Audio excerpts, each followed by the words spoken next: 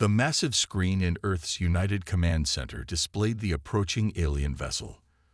Commander Jack Morrison stood with his hands clasped behind his back, his blue eyes fixed on the sleek, silver ship that had appeared at the edge of their solar system 3 days ago. Next to him, Elizabeth Carter adjusted her diplomatic sash, her fingers trembling slightly despite her calm expression. "They're ahead of schedule," Jack said, checking his watch. The aliens had promised first contact would happen at exactly 1400 hours. It was only 1347. "Maybe punctuality means something different to them," Elizabeth replied, smoothing down her dark hair. She had spent the last 5 years preparing for this moment, learning theoretical alien communication methods and studying possible first contact scenarios. The ship, which they now knew belonged to a species called the Centauri, moved with impossible grace. It made Earth's best spacecraft look like children's toys. As it approached the designated meeting point in high orbit, smaller vessels from Earth took up escort positions. Jack had insisted on this show of readiness, even though many thought it might seem hostile. Better to appear capable than completely defenseless, he had argued during the planning meetings. Now, watching the size difference between their ships and the alien vessel, he wondered if the escort was more laughable than impressive. The Centauri ship came to a perfect stop, and a soft chime filled the command center. A communication request. Elizabeth stepped forward, nodding to the communications officer who accepted the incoming transmission. The screen shifted, and they saw their first alien. The Centauri representative had silvery blue skin that seemed to shimmer. Its 4 eyes blinked in an alternating pattern, and when it spoke, its words were translated by the system they had sent ahead. "We greet the people of Earth," the alien said, its voice melodious even through the translation. "I am First Speaker Zillan of the Galactic Council."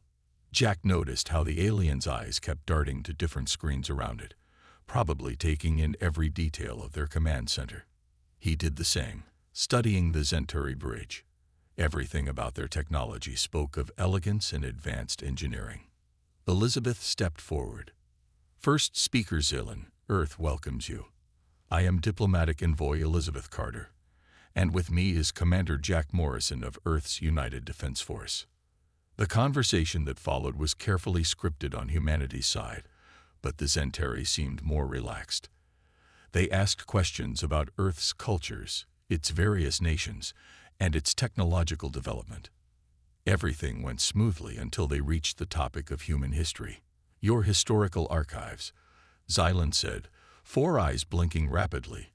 "They show constant warfare over resources, territory, beliefs. Is this accurate?" "Yes," Elizabeth answered honestly. "But we've learned from our past. Earth is more unified now than ever before." The Centauri delegation spoke among themselves in their own language for a moment. When Zillan turned back to the screen, there was something new in their expression. Was it concern? Fear? "Your planet," Zillan said carefully, "would be classified as a death world by Council standards. The gravity, the weather patterns, the variety of predator species, and your people not only survived but thrived through constant conflict. This is unprecedented." Jack stepped forward. "Our history of warfare doesn't define us, First Speaker. It taught us the value of peace." "Perhaps," Zillan replied, "but it also taught you to excel at combat. Your tactics, your weapons, your entire approach to conflict. We have studied many species, Commander Morrison, but none quite like humans." The rest of the meeting focused on establishing diplomatic relations and arranging future interactions. But Jack noticed how the Centauri representatives kept their distance during the later face-to-face meetings on the space station. They were unfailingly polite, but their body language screamed caution. That evening, as Jack looked out his office window at the Centauri ship glowing in orbit, Elizabeth joined him. "They're afraid of us," she said quietly. "Not afraid," Jack corrected. "Cautious. They see us as survivors of a harsh world who turned warfare into an art form. They're not wrong. Will that be a problem?" Jack watched the alien ship, thinking about the mix of awe and concern he'd seen in the Centauri's 4 eyes. "No," he said finally, "but I think humanity just became the most interesting species in the galaxy, for better or worse." Little did they know that this cautious first contact would soon prove to be humanity's salvation, when the galaxy's true warriors came calling. Amy Sullivan's coffee had gone cold again. She barely noticed as she stared at the string of data flowing across her screen in the Deep Space Monitoring Station. 5 years had passed since first contact with the Zentari, and her job was to study alien communication patterns, but something about this transmission felt wrong. She ran the decrypt sequence again, her fingers tapping nervously on her desk. The message wasn't from the Zentari, or any other known friendly species. It was encrypted differently, more aggressively. After 3 days without sleep, she had finally cracked it. "Get me Commander Morrison," she said into her comm unit. "Priority 1. 30 minutes later, Jack Morrison stood behind her chair, watching as she played back the decoded transmission. The holographic display showed alien ships, hundreds of them, moving in attack formations.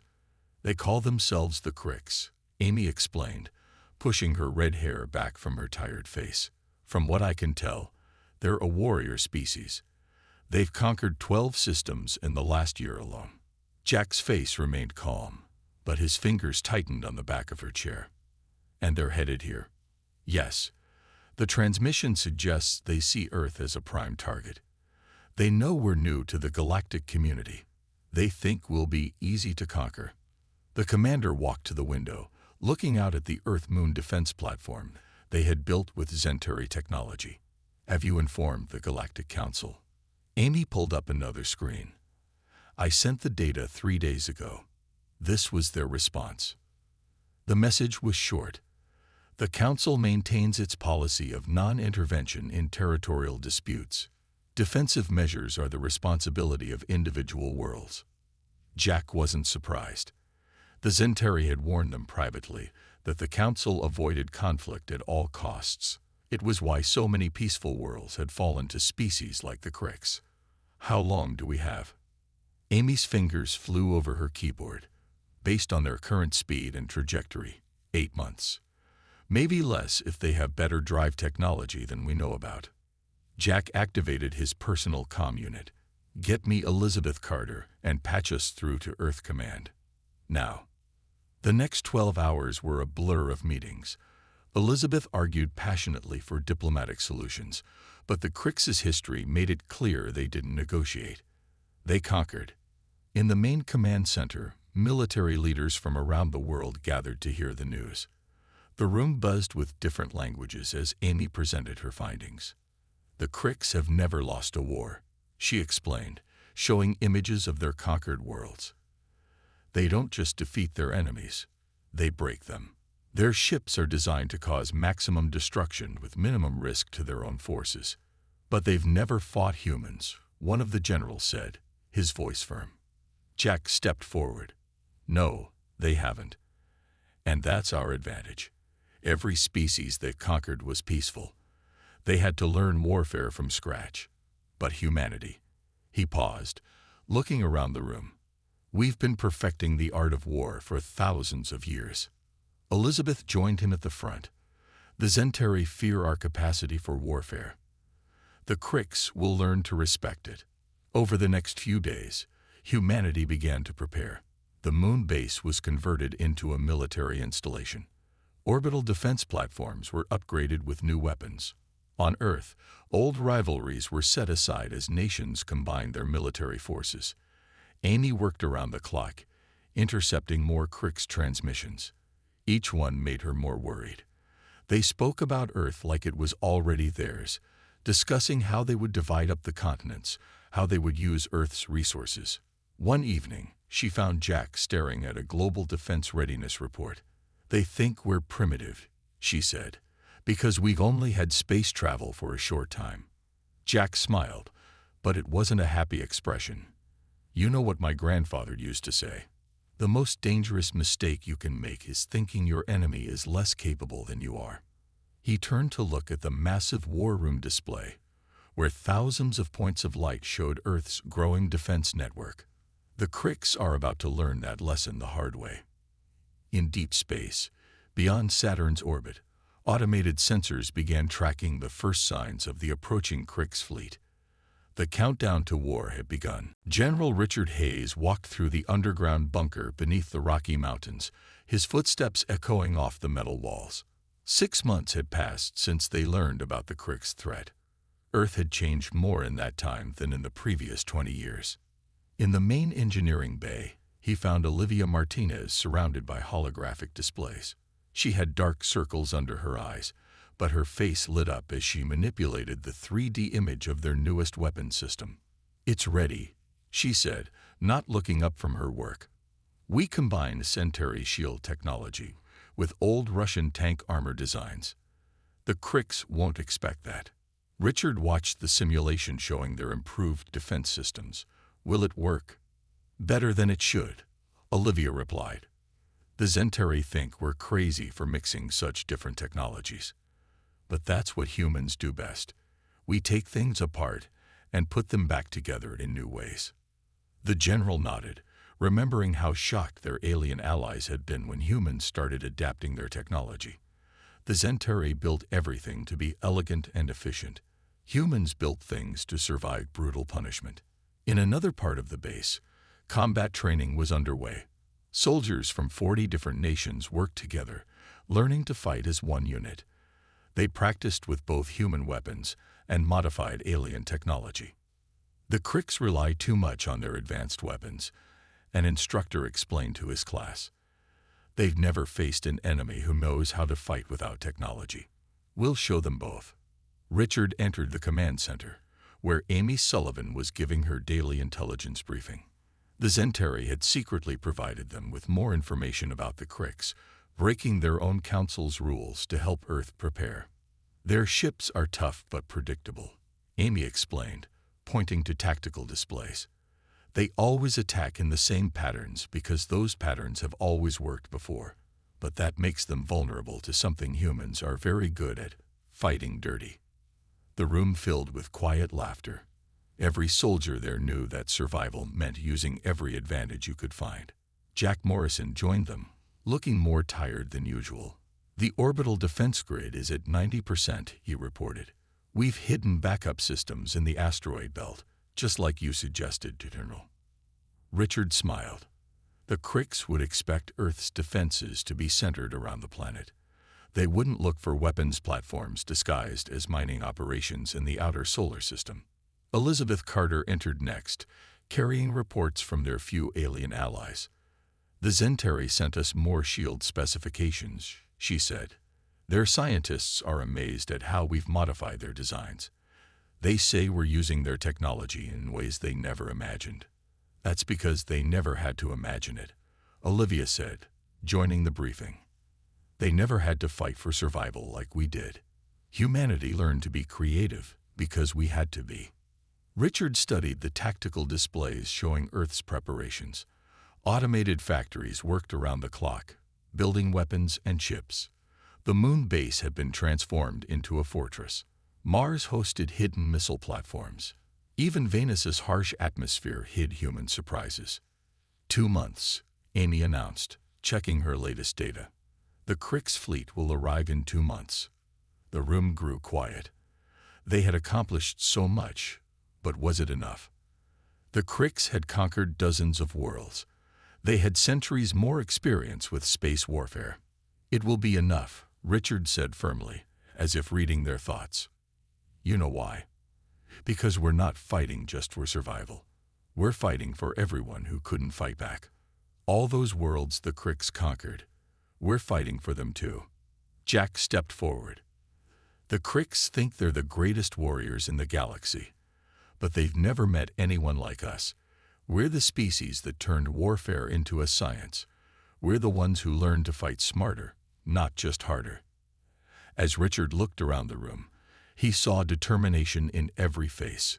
Humans from every nation, working together, preparing to defend not just Earth, but the idea that bullies couldn't just take whatever they wanted. In orbit, a Centauri ship watched Earth's preparations with growing amazement. They had feared humanity's warrior nature when they first met. Now they were thankful for it. The Krix were coming, but they were about to learn why Earth was called a death world, and why its people had survived it. Lieutenant Peter Collins watched the Krix fleet appear at the edge of the solar system. One by one, their ships blinked into existence like dark stars against the void. The enemy had finally arrived. "They're right on schedule," Amy Sullivan's voice came through the command channel. She had predicted their arrival path perfectly. Now they would see if humanity's preparations would be enough. The Krix ships moved forward in perfect formation, their black hulls absorbing light rather than reflecting it. They looked like holes cut into space itself. Earth's long-range sensors counted over 300 vessels in the first wave alone. "Remember your training." Commander Morrison's voice was calm over the comm. "Let them come to us. Let them think they have the advantage." Peter sat in his small strike craft, hidden inside a hollowed-out asteroid. Similar asteroids drifted throughout the solar system, each hiding human fighters. The Krix would see them as simple space rocks, just more debris in their path. The enemy fleet passed Mars without slowing.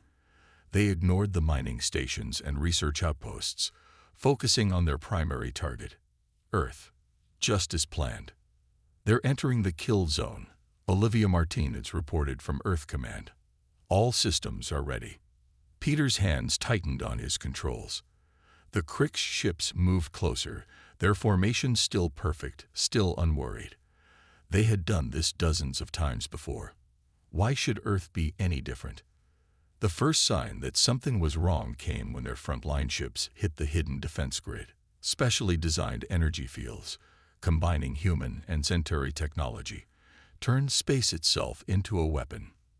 The Krix ships slammed into invisible walls, their perfect formation breaking apart. "Now," Commander Morrison ordered. Peter fired his engines. All around the solar system, asteroids that had seemed like simple rocks broke apart. Hundreds of human fighters emerged, attacking from every direction. The Krix fleet, designed for frontline combat, suddenly found enemies all around them. "Hit and run." Peter called to his squadron. "Don't let them target you." The human fighters darted in and out of the confused Krix fleet. They fired their weapons, hybrid designs that combined Earth's nuclear technology with alien energy systems, then disappeared back into the asteroid field before the enemy could respond. On his tactical display, Peter watched larger ships emerge from hiding spots around Mars and Venus. Earth's main fleet had been waiting, cloaked by technology that the Krix didn't know humans possessed. The Krix tried to reform their lines, but human ships refused to fight the way they expected. Instead of meeting them in organized battle, Earth's forces fought like guerrilla warriors in space. They struck from hiding, used debris as cover, and never stayed still long enough to become targets. "They're trying to push through to Earth," Amy reported, "just like we thought they would." Peter smiled. The Krix didn't realize they were being herded into a trap. Their pride wouldn't let them retreat from what they saw as a primitive species. When the Krix fleet reached the moon's orbit, they found what seemed to be Earth's last line of defense. A ring of orbital platforms surrounded the planet, looking powerful but ultimately vulnerable. The Krix commander, following the same strategy that had won them so many battles before, ordered a full attack on Earth's orbital defenses. Their entire fleet moved forward together, weapons charged. That's when Earth revealed its final surprise. The orbital platforms weren't just defense stations, they were giant electromagnets. Activated together, they created a field that trapped the Krix fleet in place. "All units, execute Operation Thunderstorm," General Hayes commanded. From hidden bases on the moon, waves of missiles launched. From the asteroid belt, railguns fired chunks of metal at near-light speed. From Earth's surface, new weapon systems that combined human ingenuity with alien technology opened fire. The Krix fleet, trapped and unable to maneuver, could only watch as destruction approached from all sides. "Send the message," Peter heard Commander Morrison order. On all frequencies, in every language the Krix might understand, Earth broadcast 7 simple words. "This is how humans fight a war." The sky lit up with explosions, and the first battle for Earth had begun. Major Diana Wright stood in Earth's Weather Control Center, watching as her team prepared to launch Operation Thunderstorm. The Krikks had lost nearly a third of their fleet in the first battle, but their commander refused to retreat. Now they were sending in their second wave, refusing to believe that humans could defeat them. Weather satellites in position, her assistant reported. All systems ready. The Krikks had never encountered a species that could control their own weather. They didn't know that humans had mastered this technology years ago, preparing for this very moment. Begin the operation, Diana ordered. Above Earth, special satellites activated, creating artificial storm systems that would work with their defense plans. In orbit, Lieutenant Peter Collins watched in awe as massive storm clouds formed over Earth's major cities. These weren't natural storms. They were weapons designed to work with human technology in ways the Krikks couldn't imagine. All fighters, move to your positions, Peter ordered his squadron. Remember the plan. Use the storms for cover. The Krikks' fleet approached, their ships still moving in rigid formations. They had lost many vessels in the first battle, but they stuck to their usual tactics. They couldn't understand that these same tactics were what made them vulnerable. Diana activated the first phase of Operation Thunderstorm. The artificial storms crackled with enhanced lightning, powerful enough to interfere with Krikks' sensors. Their ships, used to fighting in clear space, suddenly found themselves nearly blind. They're trying to move above the storm layer, Amy Sullivan reported from her monitoring station. Just as we predicted. This was exactly what Earth's forces wanted. As the Krikks' ships climbed higher, they flew right into the trap Diana had set. The upper atmosphere, normally calm, had been charged with electromagnetic energy. Now, Diana commanded. Peter and his squadron burst out of their hiding spots in the clouds. Their fighters, specially designed to work in these conditions, cut through the Krikks' fleet like knives. The enemy ships, their shields weakened by the electromagnetic disturbance, couldn't defend themselves properly. They're breaking formation, Commander Morrison announced over the general channel. Push them back. The Krikks' commander, faced with tactics they had never seen before, made a critical mistake. Instead of retreating, they pushed forward, trying to break through to Earth's surface. They thought if they could just land their troops, they could win through ground combat. But humans had been fighting ground wars for thousands of years. The surface of Earth was ready. As Krikks' landing ships descended through the storms, they found every city protected by energy shields. Every open space held hidden defenses. And the storms themselves became weapons, with lightning strikes accurate enough to hit individual ships. Look at their formations, General Hayes observed from the command center. They don't know how to adapt. They've never had to. Diana watched her screens as the Krikks tried to fight through the storms. Their ships, designed for space combat, struggled against Earth's enhanced weather. Lightning struck their vessels, disrupting their systems. Wind shears tore at their formations, and in the chaos, human fighters struck again and again. Third Fleet approaching from the dark side of the moon, Amy reported. Diana smiled. The Krikks thought they were being clever, bringing in reinforcements from behind Earth's satellite. But the moon base was ready for them. Release the orbital mines, she ordered. Thousands of small devices, hidden in the moon's orbit, activated. Each one contained a mixture of human explosive technology and alien energy systems. The Krikks' Third Fleet flew right into them. In the command center, Elizabeth Carter watched the battle unfold. They're still not retreating, she said, amazed. They don't understand that they're losing. They've never lost before, Jack Morrison replied. They don't know how. Diana activated the final phase of Operation Thunderstorm. The storms grew even stronger, now covering most of Earth's northern hemisphere. Inside them, human fighters moved like ghosts, striking and vanishing before the Krikks could respond. The proud Krikks fleet, which had never known defeat, was learning a harsh lesson. They had expected to find primitive warriors.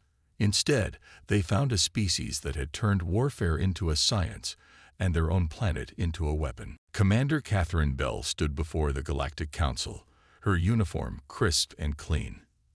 6 months had passed since the Krix's failed invasion of Earth. Now, representatives from dozens of worlds watched as she explained how humans had defeated the galaxy's most feared warriors. The Krix lost because they forgot the most important rule of warfare, she said, her voice carrying through the Grand Chamber. Never underestimate your enemy. The alien delegates whispered among themselves. Many had lost worlds to the Krix. They couldn't believe that Earth, a newcomer to galactic society, had not only survived but won. In the back of the chamber, Jack Morrison and Elizabeth Carter watched with pride. After the battle, other worlds had started asking Earth for help. They wanted to learn how to defend themselves. Show them the battle footage, Jack said quietly into his comm unit. Catherine nodded and activated the holographic display. The chamber filled with images of Earth's defense. The council members watched in amazement as human fighters used weather patterns for cover, as orbital platforms turned into magnetic traps, and as Earth itself became a weapon. We didn't win because we had better ships, Catherine explained. We won because we fought differently. The Krix expected us to fight like everyone else. When we didn't, they didn't know how to respond. A delegate from a world that had fallen to the Krix stood up. Will you teach us? Will you show us how to fight like humans do? Catherine smiled. That's why I'm here. Earth is offering to help any world that wants to learn to defend itself. We'll teach you not just how to fight, but how to think about fighting in new ways. The council chamber erupted in excited discussion. The Zentari representatives looked particularly pleased. They had been right to help Earth prepare, even though it went against council rules. Back on Earth, Amy Sullivan monitored reports from across the galaxy. The Krix Empire was falling apart. As news of their defeat spread, other worlds began to resist.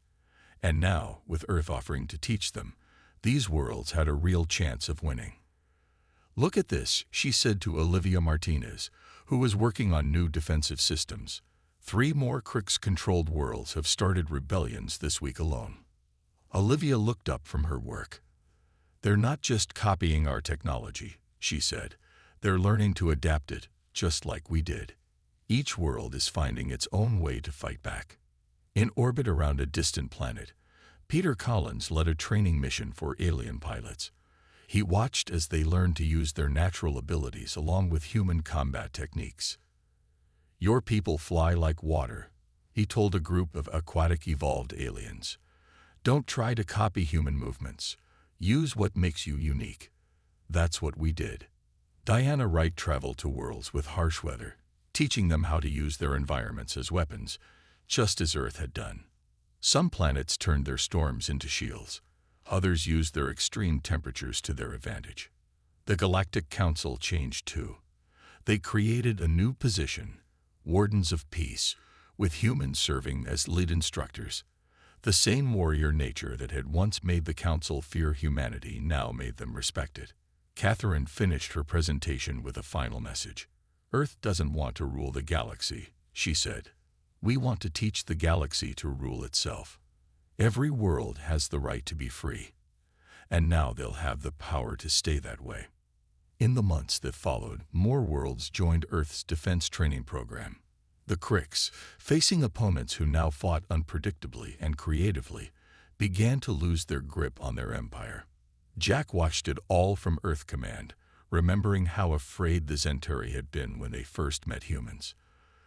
They thought our warrior nature was a weakness, he said to Elizabeth, but it turned out to be exactly what the galaxy needed. Elizabeth nodded, looking at reports of another Krix fleet retreating from a world they had once easily conquered. We're not just teaching them to fight, she said. We're teaching them to never give up. That's the real human way. The galaxy was changing, and at its heart was Earth, no longer just a death world that bred warriors, but a school where the galaxy's peaceful species learned to become something more, defenders of their own destiny. 10 years had passed since the Krix first attacked Earth. Admiral Jack Morrison stood at the window of the Interstellar Defense Academy, watching students from 100 different worlds train in the exercise yard below. The academy, built on the moon's surface, had become the galaxy's premier military school. "The new class is doing well," Elizabeth Carter said, joining him at the window. Her diplomatic uniform now carried the insignia of the Galactic Peace Council, a new organization that had replaced the old, ineffective Galactic Council. Below them, a young Zentari cadet led her team through a combat exercise. They moved with a grace that combined their natural abilities with human tactical thinking. Next to them, beings from worlds that had once been bitter enemies trained together, learning to defend each other. "Did you ever think we'd end up here?" Jack asked, watching as Peter Collins, now the Academy's chief instructor, guided a group through spacecraft maneuvers, teaching the galaxy how to fight. Elizabeth smiled. "Teaching them how to defend themselves," she corrected. "There's a difference." In the Academy's research wing, Olivia Martinez worked with students from 30 different species. They combined technologies from their homeworlds with human innovation, creating new defensive systems that worked better than anything any single species could have made alone. "The key isn't just the technology," she told her class. "It's understanding why it works. Humans didn't just learn to fight. We learned to understand fighting. That's what made us different." Amy Sullivan, now the head of Galactic Intelligence, entered the classroom with news. The last Krik's stronghold had surrendered. Their empire, which had once terrorized the galaxy, was officially no more. "They never adapted," she explained to the eager students. "They kept fighting the same way, while everyone else learned to fight smarter. In the end, that's what defeated them, not just human weapons, but the human way of thinking." In her weather control classroom, Diana Wright taught students from storm worlds and desert planets alike. "Every world has its strengths," she explained. "Earth taught us that your environment isn't your enemy, it's your ally. You just have to learn how to work with it." The Academy had grown far beyond its original purpose. It wasn't just about teaching combat anymore. Students learned about peace negotiations, about protecting trade routes, about helping worlds rebuild after conflicts. They learned when to fight, and more importantly, when not to. General Hayes, his hair now white, but his stance still straight, addressed the graduating class. 10 years ago, the galaxy saw humans as dangerous because we knew how to fight," he said. "Now they understand that we were dangerous because we knew how to win. Not just battles, but wars. And the greatest victory isn't destroying your enemy, it's turning them into allies." In the audience, representatives from former Krik's worlds nodded in agreement. Some of their young people now studied at the Academy, learning alongside the same species they had once tried to conquer. After the ceremony, a young Zentari student approached Jack. Her 4 eyes blinked in the pattern that showed deep curiosity. "Admiral," she said, "I have a question that's been bothering me. Why are humans so good at warfare? What makes you different from every other species?" Jack thought about Earth's long history of conflict, about how humans had survived on their harsh world by learning, adapting, and working together. "We're good at warfare," he said finally, "because we spent thousands of years trying to end wars, not just win them. We learned that the best warrior isn't the one who fights the most battles. It's the one who knows how to prevent them." The student considered this. "Is that why we study peace strategies as much as combat techniques?" "Exactly," Jack replied. "Humans aren't the gods of war because we love fighting. We're the gods of war because we understand it. We know its cost, its consequences, and most importantly, its alternatives." Looking out over the Academy grounds, Jack saw the future they had built. Not an empire of conquest like the Kriks had wanted, but a galaxy of free worlds, each capable of defending itself and helping others. The stars no longer held terror for peaceful species because humanity had taught them something important. The best warriors aren't those who seek war, but those who stand ready to prevent it. Earth had become known as the galaxy's warrior world, But its greatest victory wasn't in battle. It was in teaching others to stand up for themselves, to work together, and to understand that true strength comes not from conquering others, but from helping them rise.